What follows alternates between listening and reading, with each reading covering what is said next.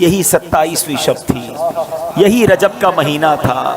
میرے آقا حضرت ام ہانی رضی اللہ تعالیٰ عنہ کے گھر آرام کر رہے ہیں کہ جبریل امین جو فرشتوں کے سردار ہیں نبی پاک کے دربار میں آتے ہیں۔ آرام سے جگاؤں کیسے؟ رب کا حکم ہے کہ محبوب کو بلایا جائے، مگر محبوب آرام کر رہے ہیں۔ یہ وہی آرام ہے، نہ جگانے پر صدیق اکبر نے نماز قضا کر دی تھی، نہ جگانے پر سیدنا صدیق اکبر نے سانپ کا ڈس جو ہے وہ برداشت کر لیا تھا، جگایا نہیں۔ اور مولا علی نے دیکھا کہ عصر کی نماز جاتی ہے تو چلی جائے، آقا کے آرام میں خلل نہ آئے، اب جبریل امین کو جگانا ہے۔ اللہ اکبر، بلاوا رب کی طرف سے ہے۔ تو اعلیٰ حضرت نے گویا قصیدہ معراج میں کہا کہ فرمایا یہی سما تھا کہ پے کے رحمت، خبر یہ لایا کہ چلیے حضرت، ذرا سمجھیے گا بات کو، کیا خبر لایا کہ چلیے حضرت تمہاری خاطر کشادہ ہیں۔ کیا کشادہ ہیں؟ جو کلیم پر بند راستے تھے۔ نبی پاک کو حتیم میں لایا گیا، وہاں نبی پاک کے سینہ اقدس کو چیرا گیا اور اس میں نور کی برسات کی گئی، حکمتیں داخل کی گئی، پھر سینہ اقدس کو بند کر دیا گیا۔ آج لوگ کہتے ہیں سائنس نے بڑی ترقی کر لی ہے، اوپن ہارٹ سرجری ہوتی ہے۔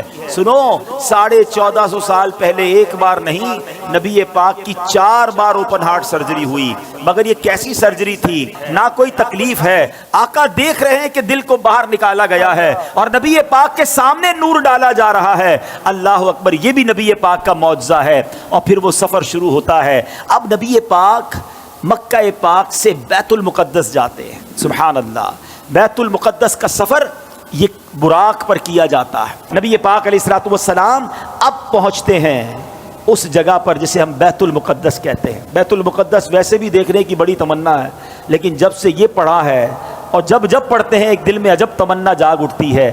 ذرا سوچو تو صحیح کہ کائنات میں ایسی نماز نہ اس سے پہلے ہوئی نہ اس کے بعد ہوگی، جب اس کائنات کے سب سے بہترین افراد یعنی انبیاء کرام کم و بیش 1,24,000 آل ٹوگیدر ونس ٹائم، ایک ہی وقت میں وہ بیت المقدس میں موجود ہیں، صفے تیار ہیں، مؤذن فرشتے ہیں، اقامت دینے والے جبریل امین ہیں۔ اور اب جبریل امین نے عرض کیا حضور اب آپ امامت فرمائیے۔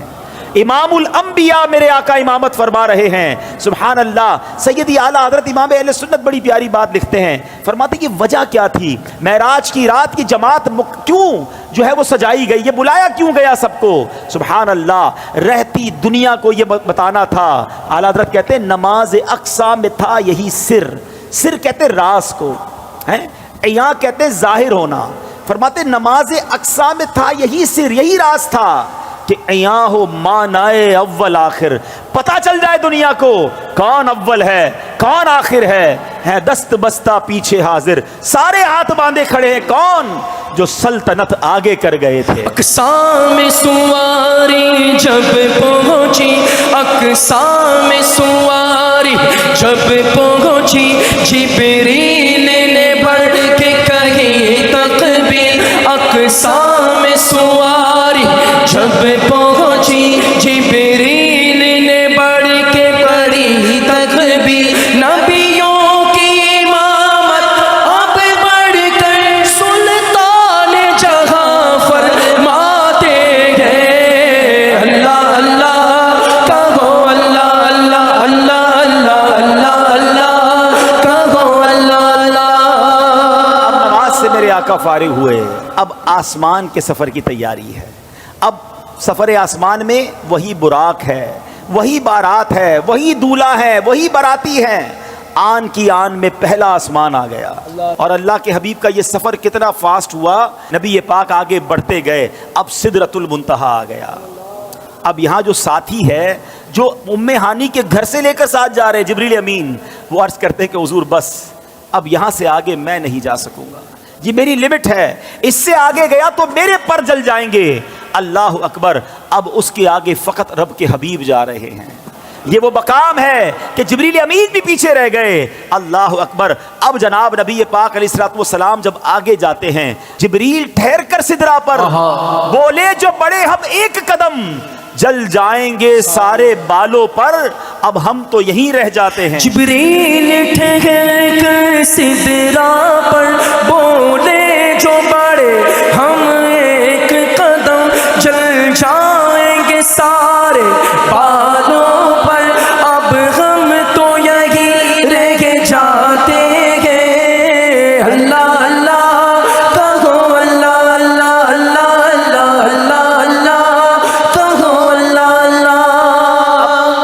پاک کا جو اگلا سفر ہے نا، اس کے بارے میں کوئی کچھ نہیں بتا سکتا کہ وہاں کیا ہوا، کتنی دیر دیدار ہوا، اللہ نے اپنے حبیب کو کیا دیا، حبیب پاک نے کیا لیا۔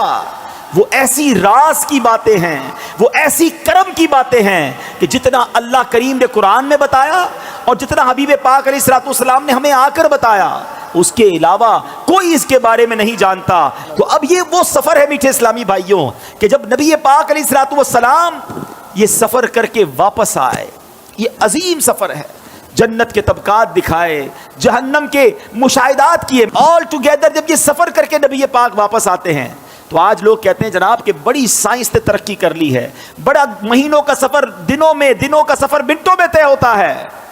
لیکن میرے آقا کے اس سفر میں جس میں ہزاروں سال کا یہ ٹریول ہے، علماء کہتے ہیں اگر اس کو لاجیکلی کیلکولیٹ کریں نا تو یہ کئی ہزار سالوں کا سفر بنتا ہے۔ مگر نبی پاک جب واپس آئے تو جو دروازہ کھولتے وقت کنڈی ہل رہی تھی وہ اب بھی ہل رہی ہے، جو بستر چھوڑ کے میرے آقا گئے وہ بستر اب بھی گرم ہے۔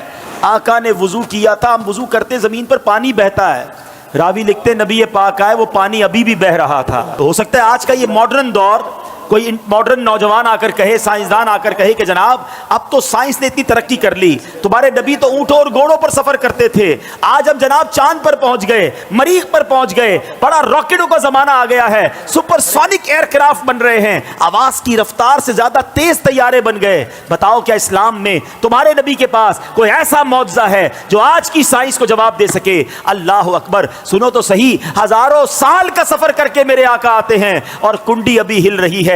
گویا ہوا یہ کہ کم وقت میں نہیں بلکہ نبی پاک نے یہ سارا سفر نو ٹائم میں کیا، وقت وہی ٹھہرا ہوا تھا۔